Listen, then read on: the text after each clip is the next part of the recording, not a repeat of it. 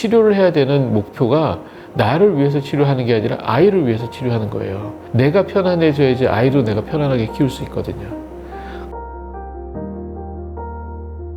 안녕하세요. 5월의 아침 피부과 박준홍입니다. 오늘은 초등학생 자녀를 둔 엄마들 또는 5살, 6살 유치원을 다니는 자녀분들을 둔 엄마들이 주사피부염이 생겼어.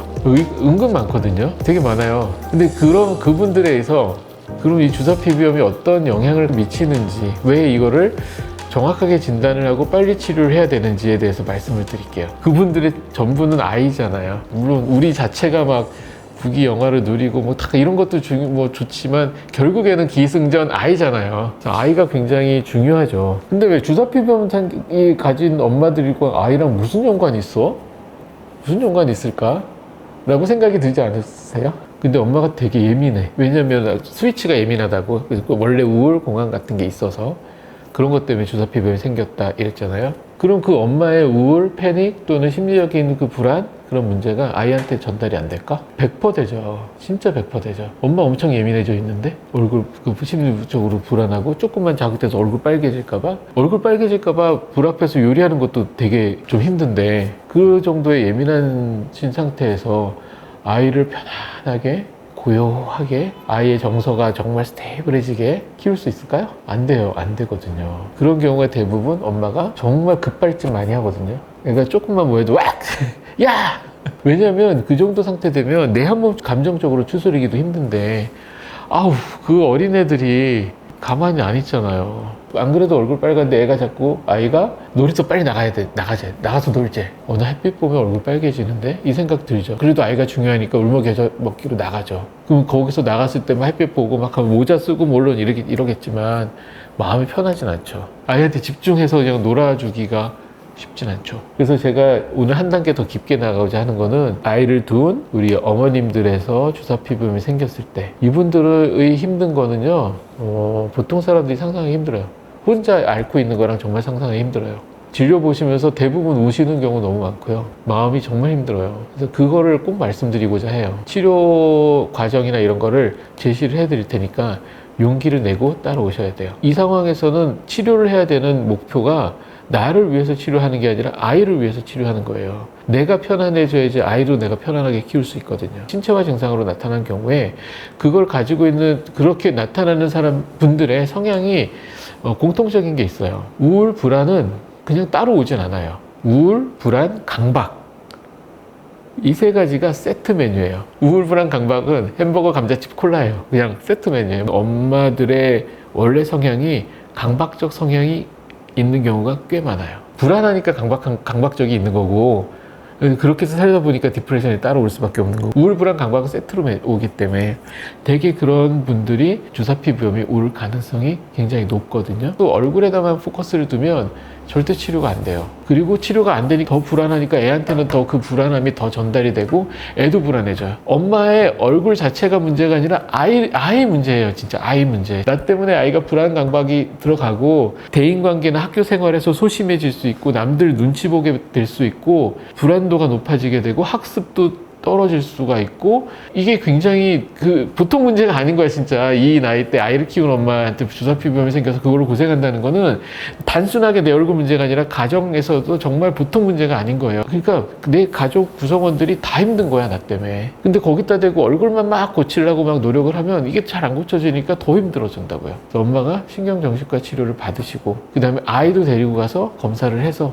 아이도 불안, 강박, 우울 이런 쪽이 같이 있는지도 꼭 검사를 해주시고 그래서 신경정신과적으로 케어가 되어야 이 경우가 악순환에서 빠져나오고 피부 치료도 훨씬 잘 돼요. 만약에 아이한테도 세로토닌 약도 쓸 수 있거든요. 그 아이 용량에 맞춰서 쓰는 것에 대해서 절대 두려워하지 마세요. 그 원장님께서 약을 써야 된다면 쓰시는 거예요. 뭐 겁내해서 또 꺼려해서 약 안 먹이고 이런 거 하지 마세요. 누리치료 1년 한 것보다 적절한 약을 쓰면 2달 만에 끝나는 경우 많아요. 약에 대해서 두려워할 필요가 없어요. 누리치료 같은 거 먼저 해볼게요 하면 거기 선생님이 먼저 그렇게 얘기하시면 뭐 당연히 따라가셔야 되는데 그 전문가 선생님께서 약물 치료가 필요합니다 하면은 그냥 따라가시는 게 맞아요. 용기 내고 그래야지 빨리 다 좋아지니까. 어머님들도 여기에 대해서 신경정신과 정신건강의학과 쪽으로 치료가 필요하면 그냥 무조건 하셔야 돼요. 그래야 우리 가정이 빨리 좋아지고 내 얼굴 치료도 빨리 좋아지는 거예요. 그래서 지금 같은 상황에서는 정신건강의학과적인 치료를, 상담과 진료를 무조건 받아보셔야 된다. 그 얘기를 너무 꼭 하고 싶어서 제가 따로 영상을 하나 만들었고요. 그 다음에 또 여기서 나올 게 자낙스, 자나팜, 알프람, 그 알프라졸람 계열의 약을 얘기를 안 할 수가 없어. 저는 이거는 진짜 반대야. 지금 상태에서 알프람 먹으면 순간 마음이 캄하게 다운되기 때문에 욱 하지 않고 아이들한테 야단도 안 치게 되고 이렇게 되는데, 그게 딱 8시간 가거든요. 가면 갈수록 또 용량이 많아지고. 그 언제까지? 아이 다 클 때까지? 한 뭐 5년 먹게? 왜냐면 그 약을 먹잖아요. 저녁 때 잠 안 오고 막 하면서 대부분 이제 저녁 때 많이 드시는 경우가 많을 텐데, 저녁 때 먹으면 다음날 3시, 4시쯤 되면은 정말 패닉이 와요. 마음이 쿵 떨어지면서 되게 불안해지거든요. 그때 애가 학교에서 오잖아.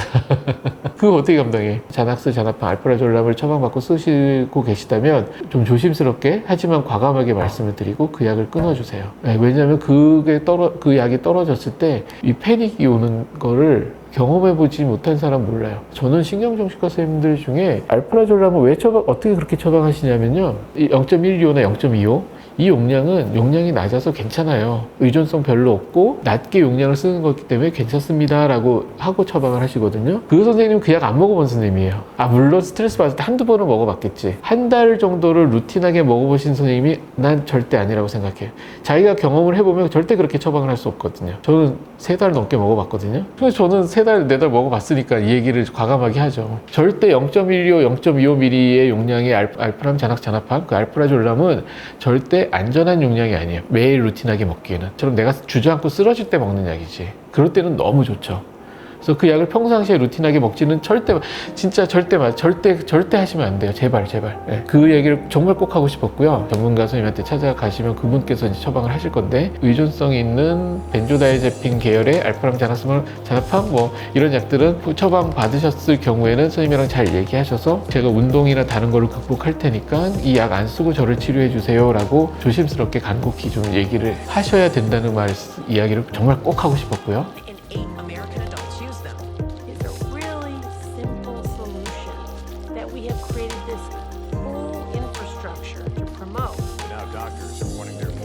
And dangerous than people think. You go to a doctor and you expect to be helped. What you don't realize is that if your problems didn't scare you, wait till you see our solution. Fortunately, it was patients themselves and not the medical profession that first recognized the problems associated with benzodiazepines, including dependence, tolerance, and withdrawal. That data really came from the 1970s and was characterized by Dr. Heather Ashton, who's a psychiatrist who ran a benzodiazepine taper clinic out of the UK. There's been a lack of training in clinical pharmacology and in the management of drug withdrawal. Listening to patients has become a lost art, and doctors have also been seduced by the idea that drugs are the cure for mental illness. What is insidious about benzodiazepines is how well they work. Our society may not be very forgiving of people who have anxiety or depression, but we've all got that inside of us. And when people get exposed to that benzodiazepine for the first time, boy, ever does it make it go away. And then it sets them up to think, I don't have to feel that way all the time, so I shouldn't, and now I want more benzodiazepines. I believe that benzodiazepines erode the resilience that we must rely upon at some point